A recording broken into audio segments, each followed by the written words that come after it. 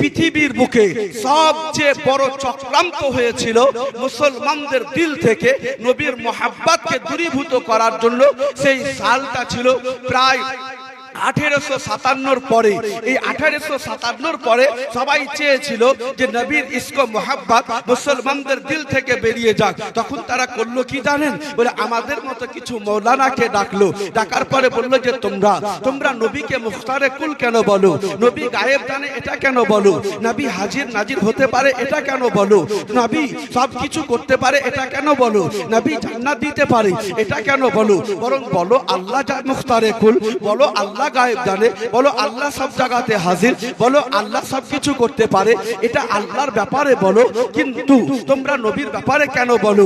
এই রকম যখন সবার ব্রেনে আস্তে আস্তে নবী পাককে দূরীভূত করে কিতাবুত তাওহীদের নামে নবীর মুহাব্বতকে দিল থেকে দূরীভূত করতে লাগলো, তখন আল্লাহ রব্বে কায়নাত, উনি আল্লাহ রব্বে কায়নাত জানে যে আল্লাহ রব্বে কায়নাত তো বলে দিয়েছেন যে বান্দা তোমরা যদি আল্লাহকে মুহাব্বত করতে চাও তাহলে একটা পথ অবলম্বন করতে হবে, একটা ব্যক্তিকে মুহাব্বত করতে হবে, একটা ব্যক্তির অনুসরণ করতে হবে। এই ব্যাপারে আল্লাহ বলেন কুল হাবিব আপনি বলে দেন ইন কুনতুম তুহিব্বুনাল্লাহ, যারা আল্লাহকে মুহাব্বত করতে চায় ফাত্তাবিউনি, যাতে আপনার ইত্তেবা করে, আপনার অনুসরণ করে, তাহলে ইহবিবকুমুল্লাহ, আল্লাহ তাদেরকে মুহাব্বত করবে। আর আল্লাহ মুহাব্বত করলে কি হবে? ওয়াগফির লাকুম যুনুবাকুম আল্লাহু গফুরুর রহিম, আল্লাহ তাদের গুনাহগুলো মোচন করে দেবে, আল্লাহ তাদের উপরে অত্যন্ত দয়াশীল ক্ষমাশীল হবেন।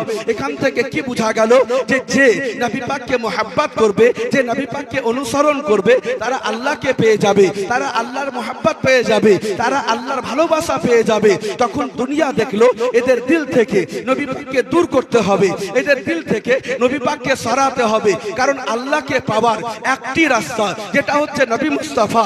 যদি দিল থেকে নবী মুস্তাফা সরে যায় তাহলে ওরা আল্লাহর রাস্তা ভুলে যাবে, আল্লাহকে ভুলে যাবে। আর যে বান্দা আল্লাহকে ভুলে যাবে, নবীকে ভুলে যাবে, তারা অটোমেটিক ধ্বংস হয়ে যাবে, অটোমেটিক তারা মিটে যাবে।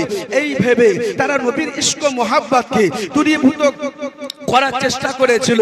কেউ আপনার পাঞ্জাবি পায়জামা পরে যখন নবী পাককে বলেছিল যে নবী মুখতারে কুল নয়, মুখতারে কুল মানে হচ্ছে এই যে নবী কিছু দিতে পারে না, নবীকে কাছে চাইলে কিছু পাওয়া যায় না। কিন্তু এর উত্তরে আমি বলবো যে আল্লাহ নবী পাককে মুখতারে কুল বানিয়েছে, অর্থাৎ নবী দিলে আল্লাহর কাছ থেকে নিয়ে দিবেন, এটা সুন্নিদের আকীদা।